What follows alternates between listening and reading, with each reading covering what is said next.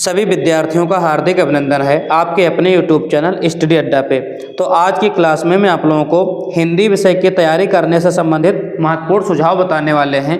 जो बच्चे कक्षा 12 में हैं इस वर्ष, वो सभी सबसे पहले अपने दोस्तों को वीडियो को शेयर कर दें और चैनल को अभी तक आप लोगों ने सब्सक्राइब नहीं किया है तो सबसे पहले सब्सक्राइब कर लें, ताकि इसी प्रकार की जो जानकारी होंगी परीक्षा संबंधित वो मैं आप लोगों को बताता रहूँगा। ठीक है, तो हिंदी विषय के बारे में आज मैं आप लोगों को बताने वाला हूँ। कौन कौन से जो है टॉपिक पढ़ना है, आप लोगों को किस प्रकार से पढ़ाई करना है ताकि आपको अच्छे नंबर प्राप्त हो सके।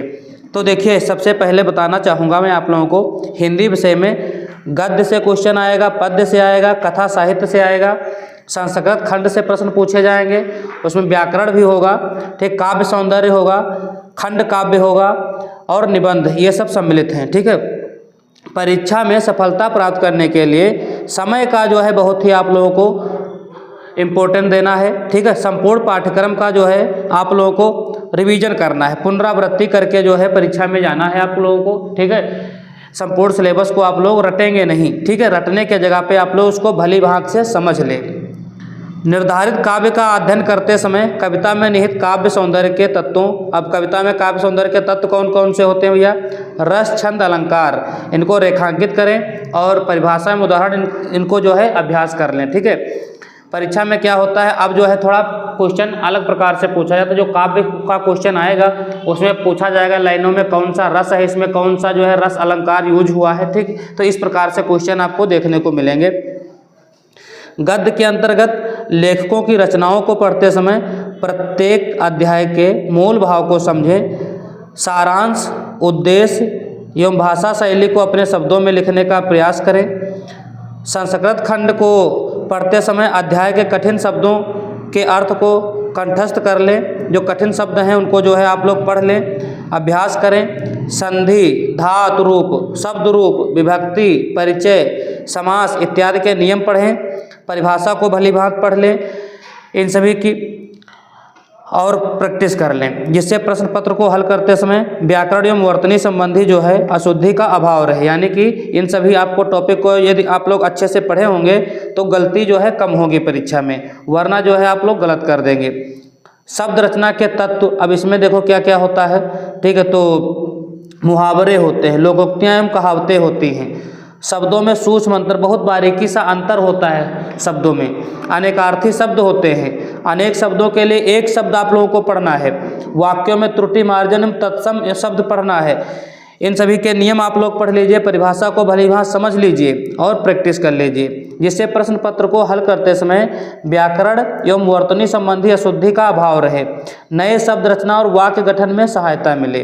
तो ये सारी बातों को आप लोगों को समझ लेना है। ठीक है, मुहावरों को पढ़ लेना अच्छे से, जो अनेकार्थी शब्द है, अनेक शब्दों के लिए एक शब्द है। देखो, ये व्याकरण संबंधी जो होते हैं क्वेश्चन बहुत ही कम समय में आप लोगों को आसानी से ज़्यादा मार्क्स अचीव कराएंगे। ठीक है, इसमें थोड़ा थोड़ा लिखना होता है, एक एक दो दो शब्दों का उत्तर होता है और आपको पूरा नंबर मिलेगा। तो इन सभी टॉपिक को आप लोग अच्छे से कवर कर लीजिए और अभ्यास कर लीजिए।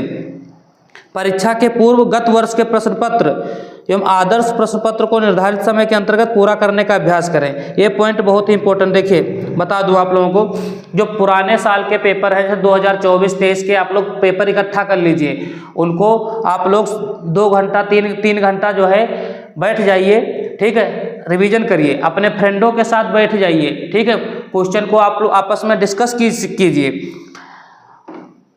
आप लोगों ने यदि अनसाल्ड नहीं खरीदा है, ठीक है, और तो जो है मॉडल में 5 जो है पेपर दिए होते हैं, यदि अनसाल्ड आप लोगों ने खरीदा है तो अनसाल्ड से प्रैक्टिस कीजिए।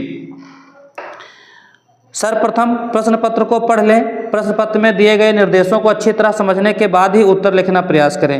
देखिए, मैं आप लोगों को बता दूं, बच्चे क्या करते हैं, पूरा प्रश्न पत्र पढ़ते नहीं हैं। आप लोगों को जैसे ही प्रश्न मिलता है, प्रश्न पत्र, ठीक है, परीक्षा में, तो सबसे पहले क्या कीजिए, पहले पूरे प्रश्न पत्र को पढ़ लें, निर्देशों को अच्छी तरह समझने के बाद उत्तर लिखना प्रयास करें, उत्तर लिखने का प्रयास करें। ठीक है, तुरंत जो है कॉपी मिली, पेपर मिला, तुरंत मत करें। ठीक है, पहले आप लोग प्रश्न पूरे से अच्छे से पढ़ लीजिए। वर्णनात्मक प्रश्नों के उत्तर तथ्यपरक एवं स्पष्ट लिखें तथा प्रयास करें कि व्याकरण एवं वर्तनी संबंधी अशुद्धियाँ ना रहें। ठीक है, वर्तनी संबंधी आप लोग जो पाई मात्रा जल्दबाजी में गलत कर देते हैं तो उनका बहुत ही जो है अच्छे से बारीकी से देखते हुए चलेंगे। ठीक है, और थोड़ा राइटिंग पे आप लोग अच्छे से फोकस कीजिएगा, राइटिंग अच्छी बनाइए।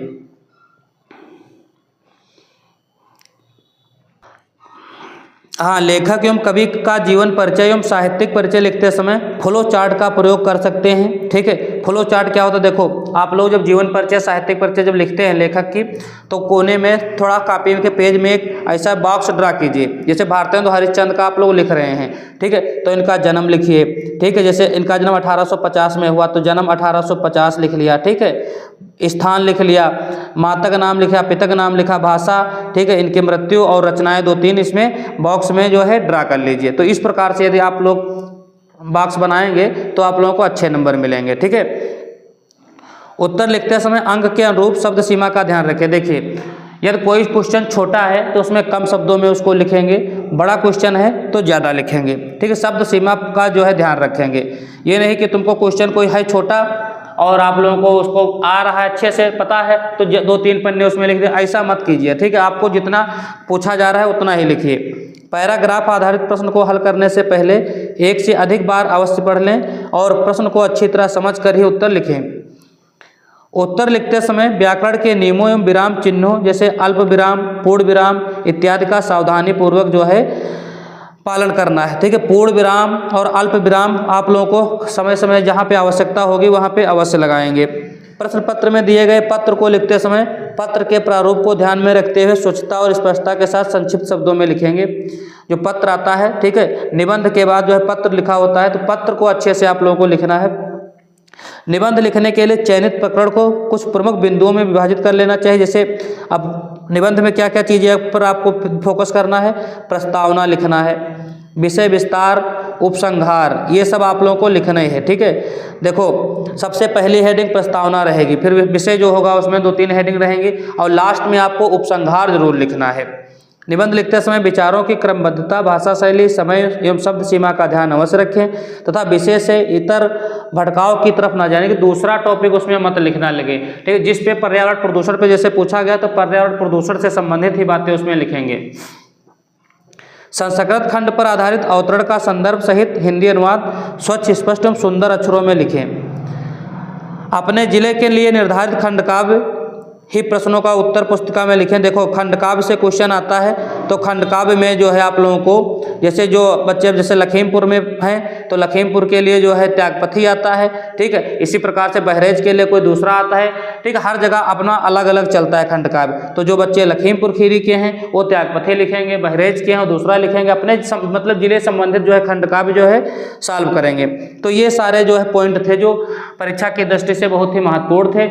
और पहला पेपर आप लोगों का हिंदी का है तो इसलिए थोड़ा पहले वाले दिन बच्चों के मन में हेजिटेशन भी रहती है।